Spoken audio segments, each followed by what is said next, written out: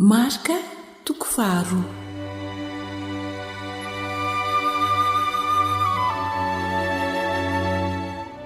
Ny nahasitranan'i Jesosy indray lehilahy nararin'ny paralisisa tao Kapernaomy.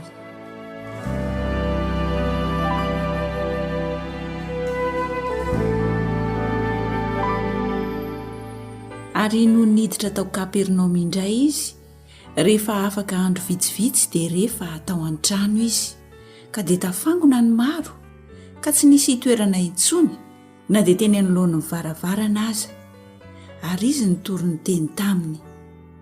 Ary nisy nanantona nitondra ny anankiray mararin'ny paralisisa ho eo aminy, izay nolanjain'efa-dahy, ary satria tsy afaka nanakaiky azy izy noho ny habetsahan'ny vahoaka, dia nanesora ny tafontrano nitoeran'i Jesosy, ka noho ny efa voasokatra dia nampidininy teo ny fandriana izay nandrian'ilay mararin'ny paralisisa. Ary Jesosy noho nahita ny finoan'ireo dia nanao tamin'ilay mararin'ny paralisisa hoe, anaka, voavela ny elokao. Ary nisy mpanora-dalàna sasany nipetraka teo, ka nieritreritra tao am-pony hoe, Nahoana Ilehity no miteny toy izany? Miteny ratsy izy. Iza ny mahavela eloka afa-tsy iray ihany dia Andriamanitra. Ary niaraka tamin'izay Jesosy dia nahalala tao am-panahiny fa nieritreritra izany tao am-pony ireo, dia hoy izy taminy, nahoana ianareo no mieritreritra izany zavatra izany ao am-ponareo? Iza moa no moramora kokoa, ny manao amin'ilay mararin'ny paralisisa hoe voavela ny elokao, sa ny manao hoe mitsangana, betao ny fandrianao ka mandehana? Fa mba ho fantatrareo fa ny zanak'olona manana fahefana ety ambonin'ny tany hamela eloka, dia lazaiko aminao, hoy izy tamin'ilay mararin'ny paralisisa, mitsangana, betao ny fandrianao ka modia ny an-tranonao. Dia nitsangana izy ka nambeta ny fandriny niaraka tamin'izay, ary niala teo anatrehan'ny olona rehetra, dia talanjona izy rehetra ka nankalaza n'Andriamanitra nanao hoe, tsy mbola nahita izay toy izao zahay.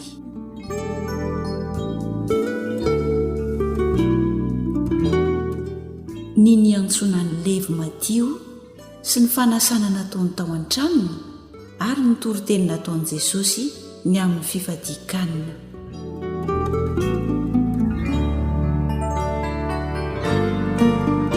Ary lasa nandeha teny amoron-dranomasina indray Jesosy, ary ny vahoaka rehetra nanantona azy ka dia nampianatra azy izy. Ary noho nandalo izy dia nahita Levy zanaky Alfeo nipetraka teo am-pamoriketra, ka hoy izy taminy, manaraha, dia nitsangana izy ka nanaraka azy. Ary raha nipetraka ny hinana tao an-tranony izy, dia maro ny mpamory rehetra sy ny mpanota no niara-ny hinana tamin'i Jesosy mba amin'ny mpianany, fa nisy maro tao dia nanaraka azy izy. Ary ny mpanora-dalàna izay isan'ny fariseo, raha nahita fa niara-nipetraka ny hinana tamin'ny mpanota sy ny mpamory rehetra izy, dia niteny tamin'ny mpianatra hoe miara-mihinana sy misotro amin'ny mpamory rehetra sy ny mpanota izy. Ary raha nahare izany Jesosy dia nanao taminy hoe tsy ny finaritra ny mila mpanao fanafody, fa ny marary, tsy tonga iantso ny marina fa ny mpanota.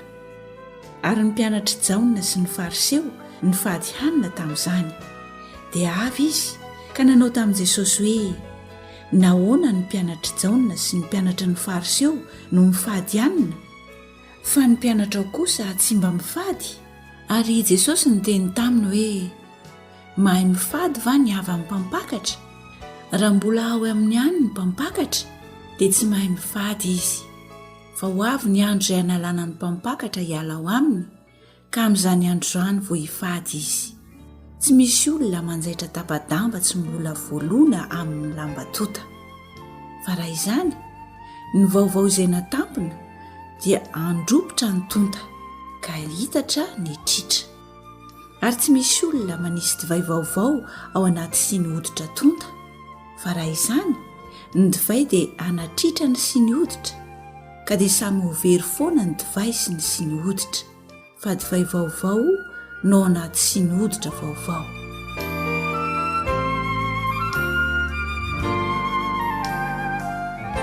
ny nanotazan'ny mpianatra salohim-bary tamin'ny sabata sy ny nanininy fariseo azy.